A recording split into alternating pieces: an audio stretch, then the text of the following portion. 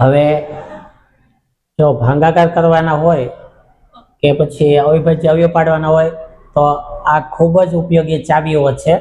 તમારે 2 વડે 3 વડે 5 વડે ક્યારે ભાગ ચલાવાય અને 2 5 થી ભાગ ન ચાલે તો શું કરવું? જો 2 વડે ક્યારે ભાગ ચાલશે? એકમનો અંક 2 4 6 8 0 હોય તો 2 વડે ભાગ ચાલશે. 3 વડે ક્યારે ચાલશે?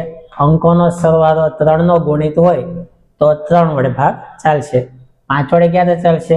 કે એકમનો અંક 0 કે 5 હોય તો 5 વડે ભાગ ચાલશે.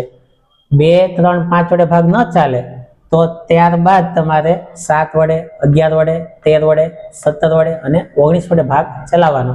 તો એક્ઝામ્પલ તરીકે જો 24 લખેલા છે તો એકમનો અંક 4 છે. જો 4 આવ્યા તો 2 વડે ભાગ ચાલે. પછી 27 તો એકમનો અંક 7 છે. તો હવે આપણે જોઈએ તો આ બંને અંકનો સરવાળો કરીએ. 2 + 7, 7 ને 2 9.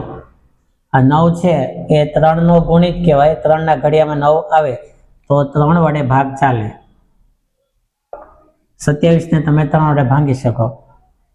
15 લખ્યા હોય તો એકમનો અંક 5 આવ્યો તો તમે 5 વડે ભાગ ચલાવી શકો.